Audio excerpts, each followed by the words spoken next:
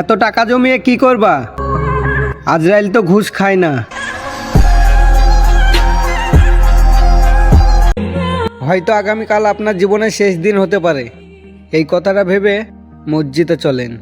ভেবে দেখো ঘুমাইলে না ভাঙে যদি ঘুম। এত অহংকার কিসের তোমার?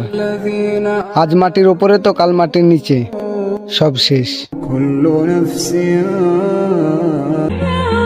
নিজেকে অনেক খারাপ লাগে যখন দেখি 2 ঘন্টা বন্ধুদের সাথে আড্ডা মারা ছেলেটা নামাজের সময় তাড়াহুড়ি করে। আল্লাহ তাদেরকে বোঝার তৌফিক দান করুক, আমিন। রহমান ইয়া রহমান সাইদনি ইয়া রহমান। এ খোদা, আজকে থেকে তোমার দরবারে না পাওয়া জিনিস নিয়ে কোনো অভিযোগ করব না। যা পেয়েছি আলহামদুলিল্লাহ। সেই জিনিসগুলো সুস্থভাবে সারা জীবন আগলে রাখতে পারি, সেইটুকু সামর্থ্য তুমি আমাকে দিও।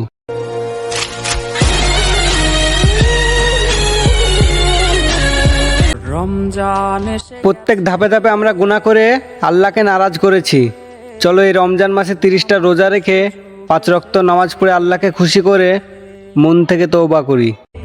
ক্ষমা করে দাও তোমার। 1 লাইন কোরআন পড়া অভিজ্ঞতা নাই আমার। আল্লাহ তোমাকে খুশি রাখার জন্য 30টা রোজা রেখেছি। এই মূর্খ ছেলেটা রোজাগুলো তুমি কবুল করে নিও। যৌবন কালের ইবাদত কবুল কইরো আল্লাহ। সেদিন আপনাকে সবাই ভালো বলবে, আপনার বদনাম করা মানুষগুলো নাম করবে যেদিন আপনি মারা যাবেন।